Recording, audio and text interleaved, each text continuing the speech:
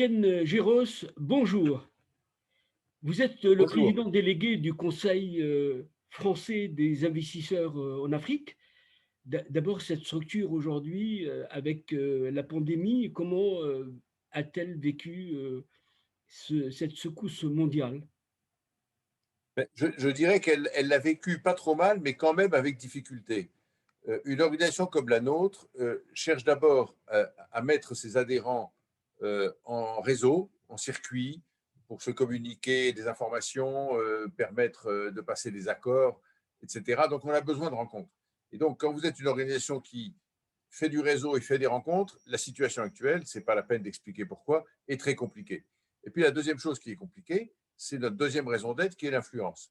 Nous essayons d'influencer pour porter des convictions auprès des pouvoirs publics, auprès de l'opinion, auprès des élus, auprès de la presse et des médias, pour défendre nos grandes convictions qui sont le développement de l'Afrique, l'intérêt et le rôle clé des entreprises, etc.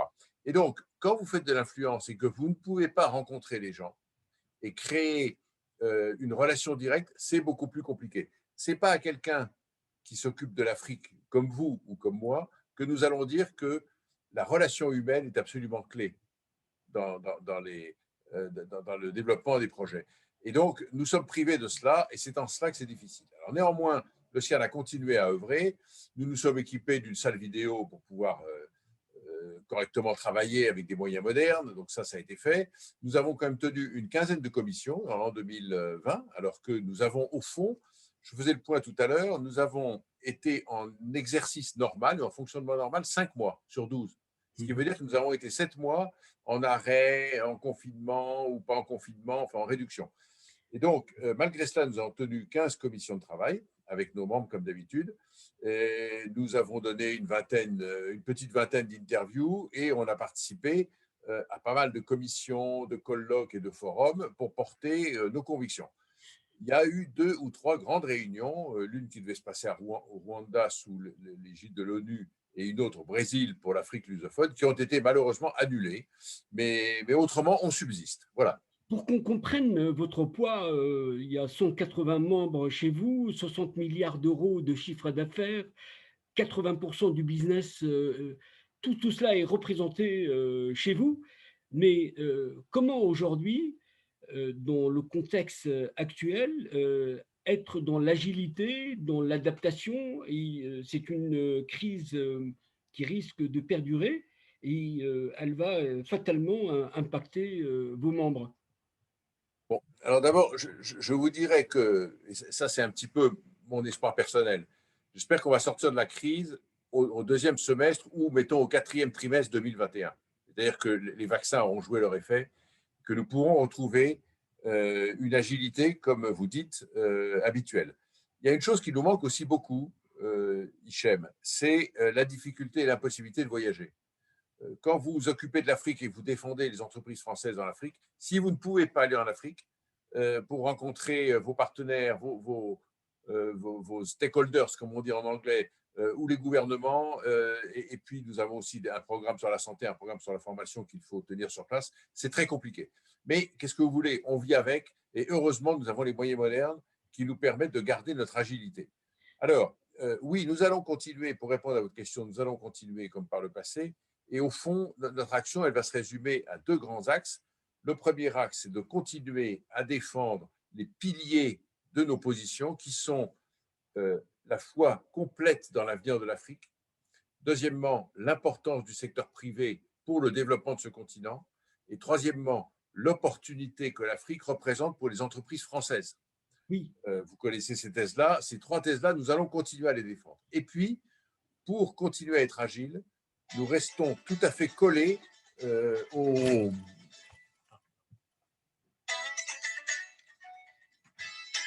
nous restons tout à fait collés, pardon, excusez-moi, nous restons tout à fait collés aux sujets d'actualité qui sont les questions, par exemple, du partenariat avec les Chinois, les questions de sécurité, les négociations de l'Union européenne avec l'Afrique, etc. Voilà. Vous avez des outils depuis un certain nombre d'années. Vous avez d'abord un rapport qui est très attendu le rapport du CIAN, qui est une source d'information. Vous avez aussi un baromètre, vous avez d'autres outils permettant de bien décrire cet univers de l'entreprise en Afrique. Est-ce qu'aujourd'hui, vous pourrez nous donner la primeur de ce contenu du nouveau rapport? Alors, oui, oui et non. Vous faites référence essentiellement à deux outils principaux qui se situent à côté de nos publications habituelles. On publie des livres, on fait des guides. Par exemple, cette année, on a sorti un nouveau guide sur la lutte contre la corruption. Mais là, vous faites référence à nos deux rapports. Le premier rapport, c'est le rapport sur la marche des affaires en Afrique, qui fait suite à une interview ou à une enquête auprès à peu près de 800 entreprises installées sur le terrain en Afrique. Et là, je peux vous donner quelques tendances qui sont que euh, la position des entreprises en Afrique n'a pas été autant affectée que nous aurions pu le craindre au début de la crise. Euh, Beaucoup d'entreprises, notamment dans les matières premières, dans les matières agricoles, dans la distribution ou dans les télécoms, s'en sortent, oserais-je dire, plutôt très bien, voire même très bien. D'autres entreprises sont étales ou évidemment sont frappées par la désorganisation de l'économie. Et enfin, d'autres qui sont dans les secteurs particulièrement touchés souffrent beaucoup. Je pense là au transport aérien, à l'hôtellerie et au tourisme. Voilà. Donc, le panorama est mitigé et partagé, mais ça n'est pas la catastrophe universelle. C'est d'abord le premier message que je veux faire passer. Le deuxième message que je veux faire passer, c'est que les témoignages sur le terrain, ils font quand même ressortir une amélioration assez continue dans les infrastructures. Et ça, nous, on pense que c'est toujours un élément absolument de base qui doit être l'assise du développement de l'Afrique, c'est les infrastructures. Et donc là, petit à petit, les choses s'améliorent. En revanche, ce qui ressort de l'enquête aussi, c'est que si il y a des progrès, les questions de gouvernance doivent encore progresser et sans doute avec une certaine accélération. Ça va trop lentement, mais ça bouge effectivement. Alors ça, c'est le baromètre sur les affaires. Mais il y en a un deuxième. Il y en a un deuxième qui est le baromètre sur l'opinion des leaders d'opinion en Afrique, que nous faisons en partenariat avec l'Institut d'études IMAR. Nous avons interrogé l'année dernière 12 pays. Cette année, on en rajoute encore. Il y a à peu près moitié-moitié entre les francophones et les anglophones. Il y a des grands pays comme l'Afrique du Sud, l'Égypte, mais aussi la Côte d'Ivoire, le Congo, etc. Alors là, le résultat, je ne peux pas vous le donner parce que le terrain est en train de se terminer et nous allons rendre public cela début mars, au moment où notre séquence sur notre forum Afrique du CIAN va débuter. Pour comprendre le propos et être dans l'illustration, comment établissez-vous la cartographie du business en Afrique? Alors là, je voudrais vous donner l'occasion de corriger une idée extraordinairement préconçue qui circule partout, qui est que les entreprises françaises sont très fortes en Afrique francophone et faibles ailleurs. Ça, c'est la première idée. Et puis, il y en a une deuxième autre idée, qui est de dire, au fond, l'Afrique anglophone, ou en tout cas l'Afrique non francophone, elle est plus agile, plus dans la croissance et plus dans le développement que les autres. Ces deux idées sont erronées et je voudrais les corriger. Les entreprises françaises, elles sont autant installées dans l'Afrique anglophone que dans l'Afrique francophone. Évidemment, en termes de quantité, il y a beaucoup d'entreprises françaises en Afrique francophone parce qu'il y a beaucoup de petites entreprises qui ne vont pas se retrouver dans les grands pays anglophones comme l'Afrique du Sud ou l'Égypte, par exemple. Mais en termes de volume d'affaires et d'importance de notre implantation, c'est à peu près pareil. Savez-vous que pour le business français, les premiers pays sont l'Afrique du Sud, sont le Nigeria ou sont l'Algérie et sont quelquefois devant la Côte d'Ivoire ou le Sénégal. Ça, c'est assez contre-intuitif. Et je voudrais insister là-dessus. La deuxième chose sur laquelle je voudrais insister, c'est l'idée qui consiste à dire l'Afrique francophone est toujours un peu en retard par rapport à l'Afrique anglophone. Alors, il y a un élément totalement novateur qui a été publié récemment et sur lequel je voudrais attirer votre attention. C'est que pour la première fois depuis 2019, la Côte d'Ivoire, pays francophone, la Côte d'Ivoire est devenue le premier pays d'Afrique en termes de PIB, de produit intérieur brut, par habitant. Pas en termes de PIB en volume, mais par habitant. Et il dépasse ce PIB par habitant pour la Côte d'Ivoire, le Ghana et le Nigeria. Alors évidemment, j'enlève de cette comparaison l'Afrique australe parce que l'Afrique du Sud reste largement leader. Mais c'est pour dire que l'idée qui consiste à dire euh, l'Afrique francophone, elle est trop liée à la France, elle est engoncée dans ses problèmes historiques, elle a le franc CFA qui la freine, etc. C'est une idée qui mérite largement d'être vue. Parlons-en d'ailleurs du franc CFA qui, c'est une monnaie qui pose des problèmes aux Africains, en tout cas en termes de perception. Aujourd'hui, on voit la réforme qui a été menée, mais elle n'est pas, elle ne satisfait pas les Africains. Ils trouvent que c'est un habillage, une subterfuge, une sorte de subterfuge pour masquer la même manière d'opérer. Que répondez-vous à ça? Bon, c'est facile. Je pense que les critiques sur le franc CFA, en fond, elles reposent là aussi, comme souvent dans la vie, sur deux piliers. Il y a des choses qui sont bien dans le franc CFA, il y a des choses qui étaient critiquées. Les choses qui sont bien, c'est la convertibilité de la monnaie, c'est le taux de change fixe, et c'est ce qui permet aux pays de la zone franc de ne pas avoir d'inflation et d'avoir un taux de croissance au moins égal, voire meilleur, je viens d'expliquer tout à l'heure, que certains autres pays anglophones. J'ajoute, et je le répéterai jamais assez, que quand vous avez une monnaie stable, c'est une incitation pour les investisseurs à venir développer des projets. Si vous devez venir développer les projets et perdre la moitié de votre investissement lors d'une dévaluation qui va intervenir après, vous allez hésiter avant de le faire. Donc ça, c'est les côtés positifs et ça, c'est maintenu dans la réforme du franc CFA.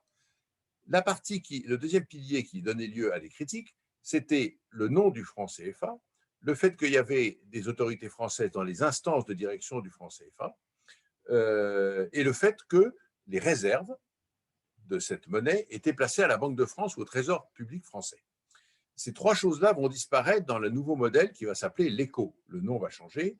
Et au fond, qu'est-ce qu'on fait avec cela? C'est qu'on essaie d'enlever les ressentis de dépendance de la monnaie africaine par rapport à la France. C'est ça que, me semble-t-il, c'est ça que les Africains avaient du mal à accepter. Et je pense qu'avec cette réforme, eh bien, on supprime ces difficultés qui créent un ressenti négatif. Ce dont l'Afrique a besoin, c'est vraiment de compétences, d'employabilité, de savoir-faire, de transfert de savoir. Et est-ce que vous pensez que les entreprises françaises répondent réellement à cette exigence des Africains? Bon, d'abord, vous avez tout à fait raison, c'est une exigence. La formation, le professionnalisme, c'est une exigence de base. Et tout le monde a son regard porté sur la croissance extraordinaire de l'Asie depuis 50 ans. Un de ces grands moteurs, ça a été la formation professionnelle. Donc tout le monde, je crois, est d'accord là-dessus. Alors en Afrique, nous, ce qu'on ressent, entreprise française, c'est qu'il faut distinguer entre les super formés, ce que j'appelle entre guillemets les super formés, euh, où il y a des Africains extraordinaires qui ont été suivre des études soit dans leur pays, soit à l'étranger, et qui ont une compétence parmi les tops mondiaux. Donc nous ne sommes pas en difficulté pour recruter ou trouver des compétences de très haut niveau. D'ailleurs, il y a plein d'exemples, je ne vais pas citer de nom pour ne blesser personne, mais il y a plein d'exemples où l'Afrique regorge de super experts et de personnalités très brillantes et très compétentes. Et j'ajoute d'ailleurs dans ce domaine-là que les entreprises françaises sont engagées depuis une quinzaine d'années dans un très fort mouvement d'africanisation des postes, et le temps où tous les postes de dirigeants dans les groupes français en Afrique étaient réservés à des expatriés, ce temps est révolu. Je connais des groupes, et notamment des groupes dont je suis très proche, où les directeurs régionaux, les directeurs de pays, etc., sont totalement africains. Donc ça, c'est une très bonne chose. Alors après, le deuxième sujet, c'est celui de l'encadrement intermédiaire et de la formation professionnelle. Donc c'est les cadres moyens, les techniciens, les agents de maîtrise et les experts. Là, il y a un gros problème parce que la formation qui est délivrée en Afrique ne correspond pas souvent aux besoins des entreprises. La formation est assez déconnectée des besoins de l'économie, elle est trop théorique ou elle est trop ancienne. Et deuxièmement, elle n'est pas toujours à jour avec les évolutions de la technologie. Ça ne sert à rien d'apprendre à un technicien à faire de l'électricité ou de la soudure avec des techniques d'il y a 20 ans. Il faut leur apprendre les techniques d'aujourd'hui. Donc là, oui, il y a un vrai problème de qualité et de volume de la formation professionnelle dans le créneau, je dirais, de bac-3 à bac+3 pour situer les choses. L'Afrique regarde la France avec attention. D'abord, est-ce que la politique de Macron, dans ce rapport France-Afrique, apporte quelque chose parce que personne n'a le moyen aujourd'hui de- d'avoir une lisibilité claire de cette politique. Est-ce que pour vous, la démarche ou la doctrine Macron est clairement définie? Je crois que le gouvernement français, sous l'égide du président Macron, il essaye de développer une stratégie qui est que l'Afrique est un élément totalement clé pour la France. Je dirais presque c'est sa nouvelle frontière. Le président a l'habitude de dire il faut que nous autres Français, nous comprenions que notre Afrique, notre avenir en France, dépend de celui des Africains. Nous ne pouvons pas penser que notre avenir est indépendant de celui de l'Afrique. Et donc, nous avons d'abord un moteur qui doit nous pousser à agir en Afrique. C'est le moteur historique, relationnel, affectif, et je dirais dans certains cas humanitaire, et même militaire quelquefois, pour défendre, pour lutter contre le terrorisme. Et puis, il y a aussi un moteur qui est que c'est notre intérêt. C'est l'intérêt de la France que l'Afrique se développe bien. Nous avons de telles relations, et nous avons de telles relations notamment sécuritaires, économiques et relationnelles, que c'est l'intérêt de notre pays. Et je crois que c'est ça que veut mettre en place le président Macron. Mais comment expliquez-vous le décalage en termes d'image? Il y a quand même aujourd'hui, on le voit, une forme de désamour, un rejet de la France. On ne peut pas ignorer cette donne qu'on voit partout et Et qui, vous avez raison, et nous l'ignorons d'autant moins que c'est un des résultats qui ressort de notre baromètre des leaders d'opinion, c'est que la France, en termes d'image, est classée septième, ce qui est un peu douloureux, parce que je trouve que, compte tenu de la présence économique, historique, culturelle et même sécuritaire de la France, on n'est pas très récompensé en termes d'image de ce que nous faisons, et je peux vous dire que les entreprises françaises font des choses bien.